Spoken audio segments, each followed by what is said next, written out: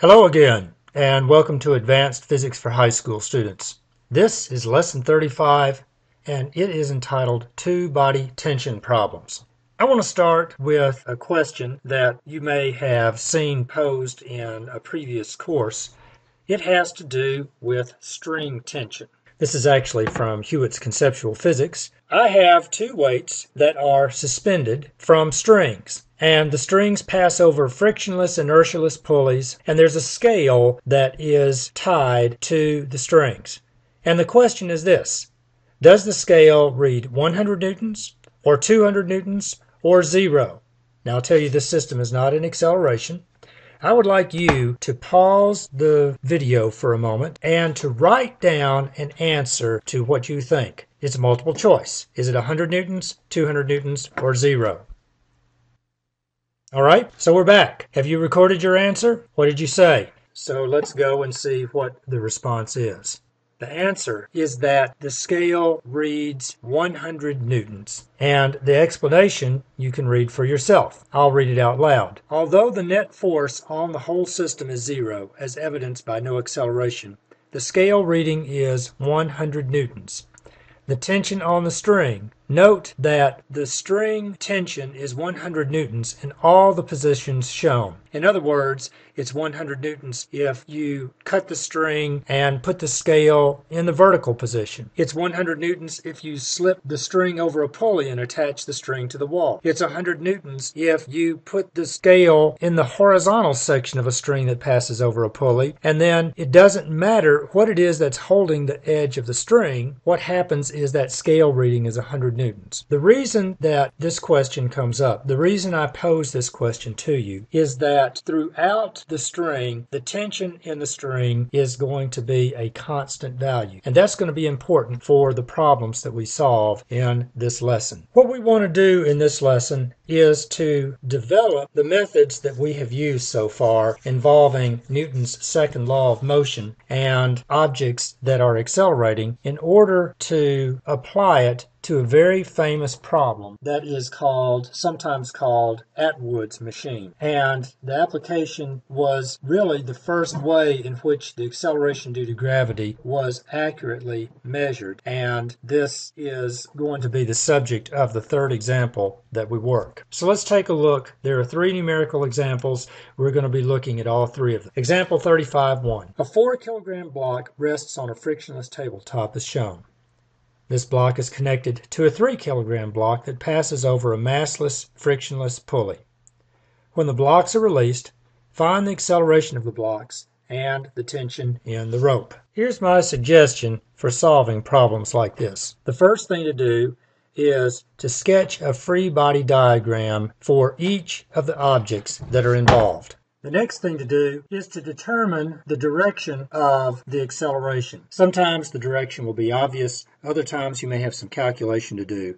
But whatever you do, determine and show on your free body diagrams what the direction of the acceleration is, and choose that to be the positive direction for each object. Finally, what you do is, based on that positive direction, write Newton's second law for each of the two objects. And generally what you're going to end up with is a set of equations, two equations that have two unknowns in them. The unknowns will, in this problem, be the tension of the string and the acceleration of the two objects. In other situations, there may be other unknowns besides those things, but whatever they are, you're going to end up with a system of equations that you can solve that have two unknowns in them, and generally those are going to be the things that you're looking for in each of the problems. So let's apply this approach to this particular problem. We have two objects, the 4-kilogram mass that moves horizontally, the 3-kilogram mass which moves vertically. In all of these problems, we're going to make the assumption that the string doesn't have any flexibility to it at all, in that it doesn't stretch. In other words, the 4-kilogram object and the 3-kilogram object are going to have the same acceleration. They're going to experience the same acceleration. And that's going to be important when we solve this system. Let's start with a free body diagram of the 4-kilogram mass. The 4-kilogram mass is pulled downward by the Earth. I'm going to call that FW4, The subscript 4 indicates that this is the 4 kilogram mass that we're talking about. There's also the normal force, which acts upward. The table pushes the object upward, and then there's the tension in the string, which pulls the object to the right. You'll notice that I've put subscripts 4 for the normal force and for the tension force. We're going to see that the tension in the string that pulls the 4 kilogram mass to the right is going to be the same tension in the string that pulls upward on the 3 kilogram mass. So in a few moments we're going to drop those subscripts, but just for completeness at this moment I'm including them. Now let's go to the 3 kilogram mass. What are the forces that are acting on it? The earth pulls downward on the 3 kilogram mass, and the string pulls upward on the 3 kilogram mass. Let's indicate those forces. There are my free body diagrams. Now what I want to do in my approach is to determine the direction of the acceleration and to indicate it on my free body diagrams. I'm going to choose that direction to be positive. Now, it's pretty obvious in this particular situation that the 3 kilogram mass is going to accelerate downward and the 4 kilogram mass is going to accelerate to the right. So it's pretty easy in this particular situation. I'm going to call to the right positive for the 4 kilogram mass and downward positive for the 3 kilogram mass. So that's my second step. You can see I've kind of put a dotted line in here to separate the two free body diagrams from each other. Now, the third step, I want to write Newton's second law for each of the objects, and then I'm going to solve the resulting system of equations. Let's start with the observation that the tension that pulls the 4 kilogram object to the right is the same tension that pulls up on the 3 kilogram object that's moving downward. Because I have the same string, because of the fact that the tension in this string is constant throughout, those two numbers are going to be equal to each other, and I'm going to define that variable as Ft, and I'm going to drop the subscript 4 and the subscript 3. Let's start with the 4 kilogram mass. The weight and the normal force are balanced forces. There's no vertical acceleration of this 4 kilogram mass. There is an unbalanced force that acts horizontally, and so I can say that the acceleration of the 4 kilogram mass is equal to the unbalanced force, which is the string tension, divided by the mass of the 4 kilogram object. Now let's move to the 3 kilogram mass. Here's an important point. Notice what I've called the positive direction for the 3 kilogram mass. It's downward. And so I'm going to say the positive forces, which is the 3 kilogram mass's weight, minus the negative forces, which is the string tension, is going to be the net force that acts on the 3 kilogram mass. So I can write Newton's second law for that mass in this way. Here's another important point. You notice that in those two equations that there are different masses that appear. For the 4 kilogram mass, I say F is equal to ma, or the A is equal to the net force divided by the mass on that object. Now that system may have a 3 kilogram mass attached to the string at the other end, but the tension in the string is not going to be 30 newtons. It's going to be something else, because that 30 newtons, certainly there's weight acting, but the tension in the string is not the same as the weight because the system's accelerating. In the 3 kilogram mass acceleration equation, I put the forces divided by the mass is equal to the acceleration. But the mass that appears in that equation is the mass of the 3 kilogram object. Certainly the 4 kilogram object is attached, and the 3 kilogram object is going to feel that force through the string tension.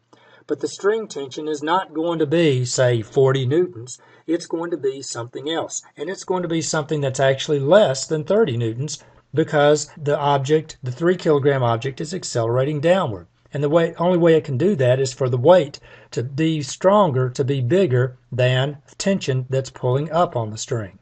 So I'm going to circle these two masses, and you need to recognize that when you write these equations, that those masses are going to be different numbers. Now what are we trying to find? We're looking for the acceleration, A, and we're looking for the tension in the rope, which is Ft. What I claim is that we know everything in these two equations, and we can solve that system of equations. You can either use your TI solve to help you with this. For me, I prefer direct substitution, and that's how I'm going to approach this. Since I have that the acceleration of the 4 kilogram mass is equal to the acceleration of the 3 kilogram mass, then I'm going to equate the right-hand sides of both of these equations. So I'm going to write Ft over m4 is equal to FW3 minus FT over M3. All right, now the physics is over, the algebra takes over. I want to solve that equation for Ft. I want to recognize that FW3 is equal to M3 times G. So I'm going to make those substitutions. I'm going to cross multiply and then solve that system. Now I cross multiply. Now I'm going to gather the Ft terms on the left side of the equation. So I'm going to add M4 Ft to both sides. Now I'm going to factor the Ft out of the left-hand side. And now finally I'm going to divide both sides by the thing that's in parentheses. And now I have an expression for the tension in the string based on things that I know. I can substitute the numbers in now and figure out what the tension in the string is. And then once I have that number, I can go back either to my 4 kilogram mass Newton's second law equation or to the 3 kilogram mass equation and substitute for the acceleration. Let's figure out the numbers and then let's figure out the acceleration. And now substitute the numbers into the calculator. I find that the numerical value for the tension in the string is equal to just over 17 newtons. Now let's take this numerical value and feed it into one of the equations. I'm going to choose the 4 kilogram equation because that one is the simplest and most straightforward. But it doesn't matter which one you feed it into. You should come up with the same number for the acceleration in each one. And now let's substitute the numbers into our calculator. I'm keeping all the decimal places in my TI-89. And now I have a numerical value for the acceleration, just under 4.3 meters per second squared. Each of these problems that involves two-body tension like this is going to involve the same approach. The first thing is to sketch a free body diagram. The second is to determine the direction of the acceleration and indicate it on the diagram, choosing that direction to be positive. And then the third is to write Newton's second law for each of the objects and solve the resulting system.